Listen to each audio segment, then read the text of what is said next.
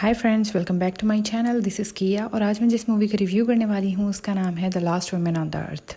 चलिए मूवी शुरू करते हैं। सबसे पहले हम मूवी के स्टार्ट में ही एक वीरान शहर को देखते हैं और हम देखते हैं कि उस शहर में हमें एक भी इंसान दिखाई नहीं दे रहा। हर घर वीरान है, हर बिल्डिंग वीरान है, सड़कें खाली हैं, सब चीज़ें वहाँ पे तहस नहस है। ऐसा लग रहा है जैसे अचानक से दुनिया के सारे लोग हैं, इस शहर के सारे लोग पता नहीं कहाँ गायब हो गए हैं। आगे चलकर हमें पता चलता है कि इस शहर में सब लोग मर चुके हैं, हर इंसान ख़त्म हो चुका है। इस शहर में कोई भी अब आबाद नहीं है, ये बिल्कुल खाली शहर है, बगैर इंसानों के, बगैर किसी जान के। और ये सब होने की वजह है एक अजीब किस्म की रेडिएशन जो इस शहर में फैलती है और इस शहर को तबाह कर देती है। पूरा शहर उस रेडिएशन की वजह से ख़त्म हो जाता है। हर इंसान उस रेडिएशन से बचने के लिए वहाँ से या तो चली जाती है या वहाँ पे मर जाती है। इस रेडिएशन की वजह से इस शहर का ये हाल हो चुका होता है और तमाम लोग जो उस शहर में बसते थे, कभी उस शहर में रहते थे, वो मर चुके हैं। उन सबको रेडिएशन की वजह से ज़िंदगी से हार माननी पड़ी।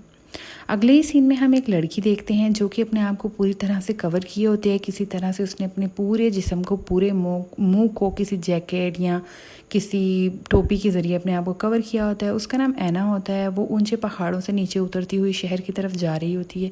सड़कों पे, हर जगह, कहीं पे कोई भी नहीं होता, सिर्फ वो अकेली एक औरत होती है जो शहर जाकर अपनी ज़रूरत का कुछ सामान लेती है, ट्रॉली में रखती है और अकेले ही उसे घसीटते हुए वापस लेकर आ रही होती है। उसे देखते हुए हमें ये पता नहीं चलता कि वो कैसी है और वो कौन है, लेकिन जब वो अपनी जगह पर वापस आके अपने सर से टोपी, मास्क, अपने कपड़े वगैरह उतारती है तो हमें पता चलता है कि वो एक खूबसूरत सी औरत है जिसका नाम ऐना है और वो शहर से थोड़ा दूर ऊंची पहाड़ी पे अपना एक घर बनाकर रह रही है। इस वक्त दोस्तों पूरे शहर में, पूरी जगह पे कोई और नहीं है सिवाय उस एक औरत के जो कि अपनी ज़िंदगी न जाने किस आस पर जी रही होती है। घर आने के बाद वो अपने आप को अच्छी तरह से रगड़ रगड़ कर नहाती है, धोती है, साफ़ करती है ताकि अगर शहर जाने की वजह से कोई रेडिएशन उसके जिस्म में रह गई है तो वो न ख़त्म हो जाए। अपने आप को अच्छी तरह से क्लीन करने के बाद ऐना अपने बेड पर लेट जाती है। एक डॉग ही है जिसके साथ वो बाहर घूमती है, बाहर जाती है। अपना कहने को इस वक्त उसके पास सिर्फ एक डॉग है।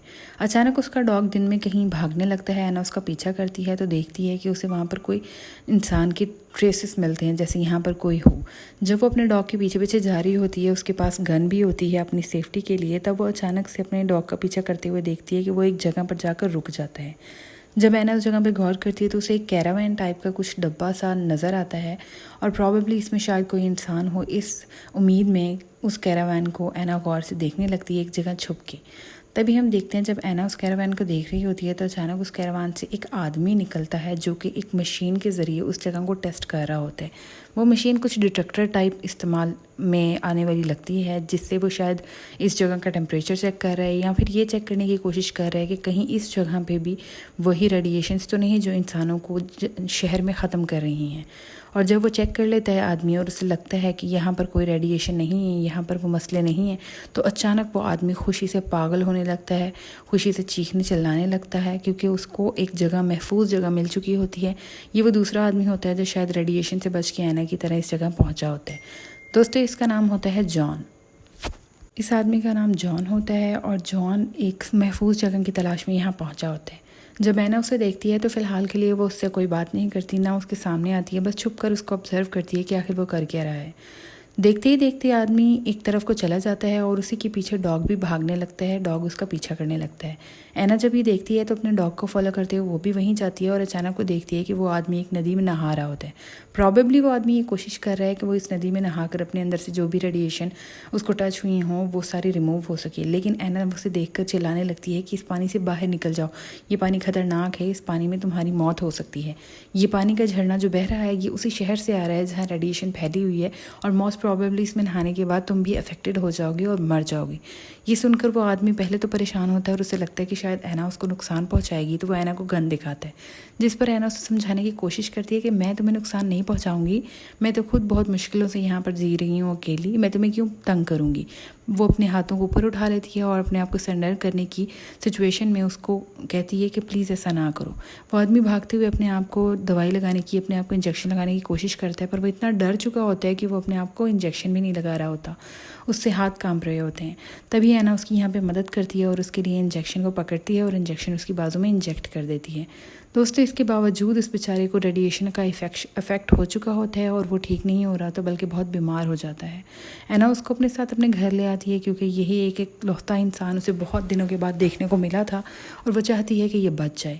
वो उसका बहुत ख्याल रखती है, वो उसके लिए दवाइयाँ लेकर आती है, वो उसको थर्मोमीटर से उसका टेम्परेचर चेक करती रहती है, वक्तन फ़वक्तन उसको दवाइयाँ देती है, स्टोर जाती है, अकेली शहर में जाकर सब कुछ उसके लिए लेकर आती है, जो जो दवाइयाँ इंपॉर्टेंट होती हैं, हर मुमकिन कोशिश करती है कि वो बच जाए और बहुत दिल के साथ वो उसके लिए बचने के लिए प्रे करती है, क्योंकि वो तन्हाई की ज़िंदगी में बहुत बहुत बुरा वक्त गुजार रही होती है और वो कहती है कि चलो एक साथी और सही, कम से कम कोई तो होगा जिससे मैं बात कर सकूँगी, जिससे मैं अपने दिल की बात कर सकूँगी।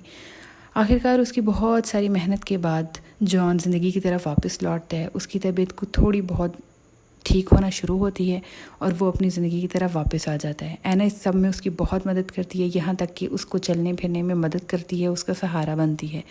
ऐना बहुत अच्छा रोल प्ले करती है जॉन को। ऐना बहुत अच्छी लगती है कि ये एक बहुत अच्छी इंसान है। आहिस्ता आहिस्ता इन दोनों में दोस्ती हो जाती है और ये आपस में बातें शेयर करने लगते हैं। तभी ऐना अपनी फ़ोटो एल्बम उसको दिखाती है जिसमें उसकी फैमिली होती है, और वहीं जॉन ऐना के भाई को देखता है जो एक दिन शहर कुछ सामान लेने गया था और दोबारा आज तक वापस नहीं आया। ऐना नहीं जानती कि वो ज़िंदा भी है, ये नहीं है वो मर गया है, लेकिन वो बस इस आस में एक शायद वो कभी आए।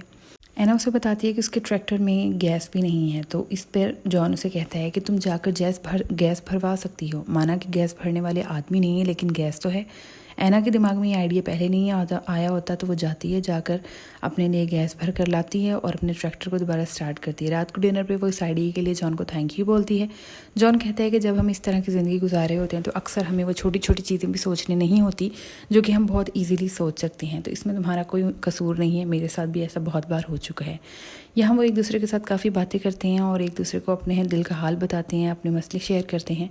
अगले दिन हम देखते हैं कि वो दोनों फ़िशिंग के लिए जाते हैं। दोनों फ़िशिंग कर रहे होते हैं ताकि कुछ खाने के लिए ले सकें। फ़िशिंग करते हुए अचानक से उनको एक बहुत अच्छी और बड़ी फ़िश मिल जाती है। ऐना और जॉन बहुत खुश हो जाते हैं और उस फ़िश को पकाना शुरू कर देते हैं अपने रात के डिनर के लिए। दोनों फ़िशिंग करके फ़िश को बनाते हैं और बहुत ही मज़े से इसको खाते हैं। ऐना अपने जनरेटर के बारे में जॉन को बताती है कि उसका जनरेटर काफ़ी टाइम से ख़राब है और वो काम नहीं करता। जनरेटर उसको और जॉन उस जनरेटर को चेक करता है, वो वाकई ख़राब होता है। लेकिन उसके पास एक आइडिया आता है, क्योंकि वो एक इंजीनियर था, तो वो कहता है कि अगर उसे बहुत सारी लकड़ियाँ मिल जाएँ तो वो एक बड़ा सारा जनरेटर बना सकता है, एक ऐसी इलेक्ट्रिकल डिवाइस बना सकता है जिसकी वजह से उनको लाइट मिल सकती है, उसका जनरेटर स्टार्ट हो सकता है। लेकिन लकड़ियों के नाम पर उनके पास बस एक चर्च अवेलेबल था। जॉन आइडिया देता है कि हम इस चर्च को तोड़ देते हैं, बट चूँकि ऐना एक रिलीजियस लड़की होती है तो उसका बिल्कुल दिल नहीं मानता कि उस चर्च को तोड़ा जाए। ऊपर से इस चर्च के जो उसके फादर होते हैं ऐना कि वो इस चर्च में टीचर रह चुके होते हैं, तो वो बिल्कुल नहीं मानती। खैर ये आइडिया जॉन ड्रॉप कर देता है और सोचता है कि ठीक है चलो मैं तुम्हारा जनरेटर ठीक करने की कोशिश करूँगा। दिन यूँ ही गुजरते हैं, दोनों एक साथ रह रहे होते हैं। एक दिन ऐना जॉन को प्रपोज़ करती है कि हम शादी कर लेते हैं, हम एक साथ रहते हैं। लेकिन इस पर जॉन कहता है कि नहीं, आई एम सॉरी, अगर हम अभी ये काम कर लेंगे तो हम सर्वाइव करने के दूसरे रास्ते नहीं ढूंढ पाएंगे, हम बस एक दूसरे में खो जाएंगे और ये हमारे लिए कोई बहुत अच्छी बात नहीं होगी। ऐना जॉन को काफ़ी समझाने की कोशिश करती है कि एक दूसरे के साथ रहने के बावजूद वो इस ज़िंदगी से लड़ सकते हैं, लेकिन जॉन मेंटली शायद अभी इस सब के लिए तैयार नहीं होता, तो वो बहुत ही पोलाइटली ऐना को रिफ्यूज़ कर देता है, जिस पर ऐना भी बहुत ज़्यादा बुरा नहीं मानती और इस बात को लाइट ही लेती है कि शायद जॉन ठीक ही कह रहा है। अभी उनको ज़्यादा फोकस अपने ऊपर करना चाहिए, अपनी ज़िंदगी पर करना चाहिए कि वो किस तरह सिचुएशन में रह सकते हैं। अगले दिन जब ऐना बाहर निकल रही होती है, टहल रही होती है, तो अचानक से उसका डॉग दोबारा से बाग करना शुरू हो जाता है। अपने डॉग को देखने के लिए जब ऐना बाहर जाती है, उसे वहाँ एक और इंसान मिलता है जो कि बहुत बुरी हालत में होता है। उसे देखकर पता चल रहा होता है कि वो भी रेडिएशन से इफ़ेक्ट होकर जगह पर शहर में जगह जगह धक्के खाकर बहुत ही मुश्किल हालात से गुजर कर यहाँ पहुँचा है। जब जॉन बाहर आता है तो वो गन साथ लेकर आता है, क्योंकि वो डर जाता है कि न जाने यहाँ कौन आ गया है। लेकिन ऐना उसे स्टॉप करती है कि प्लीज़ डोंट शूट, ये भी हमारी तरह ही एक मुश्किलों में फंसा हुआ इंसान है, हमें इसकी मदद करनी चाहिए, ना कि इसको डराना चाहिए। जिस पर जॉन अपनी गन नीचे कर लेता है। वो दोनों मिलकर उसको पानी डाल कर साफ़ करते हैं, उसकी रेडिएशन को दूर करने की कोशिश करते हैं। जॉन उससे कहता है कि तुम बाहर रह सकते हो। दोस्तों यहाँ मैं आपको इसका नाम बता दूँ, इस आदमी का नाम है कैलेब। जॉन कहता है कि तुम घर से बाहर रह सकते हो, लेकिन ऐना को ये आइडिया पसंद नहीं आता। वो कहता है क्यों, हम 3 ही तो लोग हैं, जॉन भी कैलेब भी हमारे साथ अंदर रह सकता है, जॉन इसे भी हमारे साथ अंदर रखा जा सकता है। उसके बाद हम देखते हैं कि कैलेब काफ़ी ठीक हो चुका होता है और तीनों बैठ के डिनर कर रहे होते हैं। लेकिन जॉन को कुछ ख़ास पसंद नहीं आता कैलेब का यहाँ पर आना, या शायद वो अपने और ऐना के दरमियान किसी और को एक्सपेक्ट नहीं कर रहा होता। खैर जब वो बातें कर रहे होते हैं टेबल पर, तो जॉन बताता है कि जब वो शहर में था तो एक लड़का उसके पास आया था। वो बहुत बुरी हालत में था और वो उसका खाना चोरी कर रहा था और उसे कह रहा था कि मुझे गोली मार दो, जिस पर जॉन ने उसे वाकई ही गोली मारकर उसे दर्द से निजात दे दी। ये सुनकर ऐना थोड़ी ऑफेंड होती है और बाद में जॉन से पूछती है कि तुम पे मैं कैसे ट्रस्ट करूँ, तुमने मुझे इतनी बड़ी बात क्यों नहीं बताई। जिस पर जॉन कहता है कि मैं सोच रहा था कि तुम्हारे अंदर इतनी हिम्मत नहीं होगी कि तुम ये बात जान सको। जिस पर ऐना कहती है कि ऐसी कौन सी बात है। तो जॉन बताता है कि वो जिस लड़के की बात कर रहा था, जो उसका खाना चुराने की कोशिश कर रहा था, वो लड़का कोई और नहीं बल्कि ऐना का भाई था। ये सुनकर ऐना को बहुत तकलीफ़ होती है, उसका दिल टूट जाता है, लेकिन वो फिर भी हौसला करती है क्योंकि यही ज़िंदगी थी अब। उसके बाद अगले दिन हम देखते हैं कि जब जॉन और कैलिब शिकार पर जाते हैं तो वो आपस में कुछ बातें कर रहे होते हैं। वो दोनों शिकार कर रहे होते हैं और आपस में कुछ बातें करते हैं जनरेटर के बारे में, चर्च के बारे में। और रात को शिकार करके वो जब एक शुतुरमुर्ग लाते हैं तो वो तीनों उसको बनाकर बड़े आराम से अच्छा डिनर करते हैं। डिनर टेबल पे भी एक दूसरे के साथ बातें करते हैं चर्च के मुतालिक और उस डिवाइस के मुतालिक जो कि जॉन क्लेम करता है कि वो बना सकता है। पहले तो कैलिब का भी यही मानना होता है कि नहीं, हमें चर्च को नहीं तोड़ना चाहिए, लेकिन फिर उनके पास कोई हल नहीं होता तो आखिरकार उन्हें यही करना पड़ता है कि चर्च की लकड़ियों को इस्तेमाल किया जाए और ये काम किया जाए।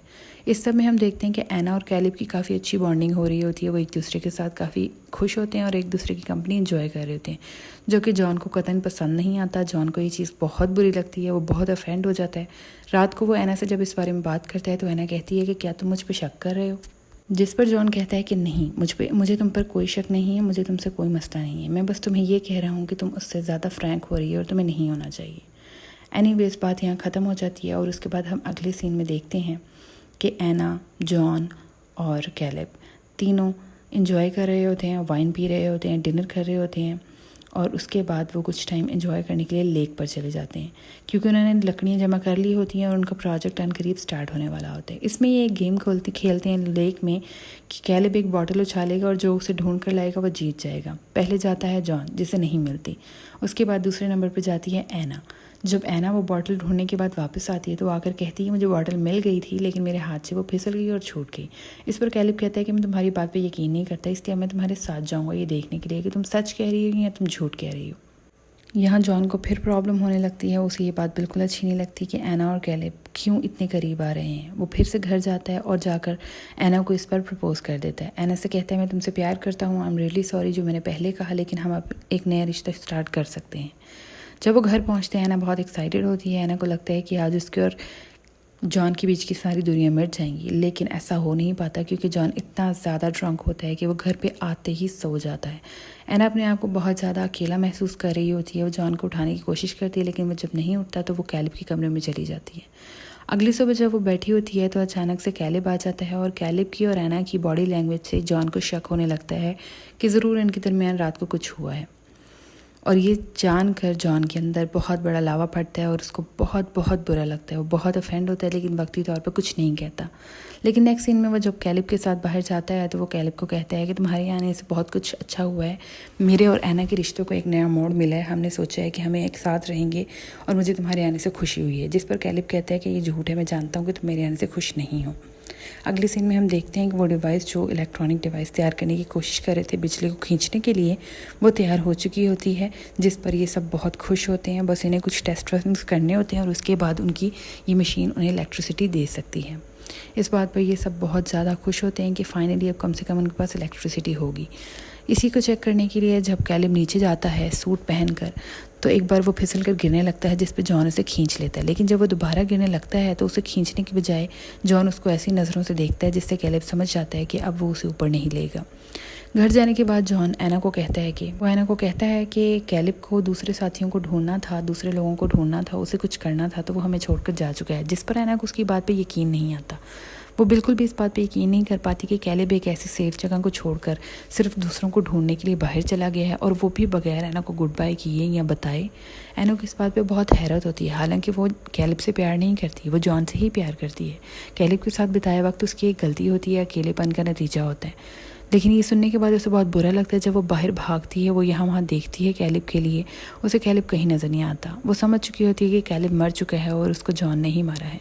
उसके बाद ऐना के दिल में अजीब सी घुटन पैदा होने लगती है और वो कुछ नहीं कर पाती। उसका दिल जॉन से उठ चुका होता है, जो प्यार जॉन के लिए उसके दिल में होता है वो ख़त्म हो चुका होता है।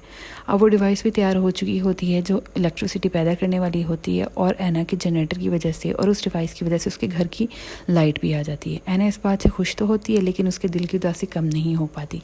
तभी अचानक वो देखती है उसके स्टोर रूम में वो पियानो पड़ा होता है जो कि चर्च में रखा हुआ था। जॉन ने उसे यहाँ ला के रखा था।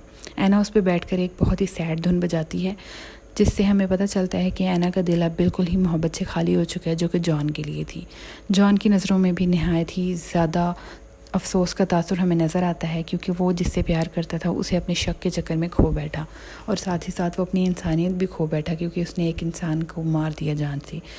वैसे ही सब मर चुके थे और एक इंसान जो बचा था उसको जॉन ने मार दिया। ये चीज़ उसको अंदर ही अंदर उसके ज़मीर उसको तंग कर रहा होता है, और एंड इसी जगह पे हो जाता है जहाँ पे दो लोग हैं तो सही, एक साथ भी हैं लेकिन खुश नहीं हैं।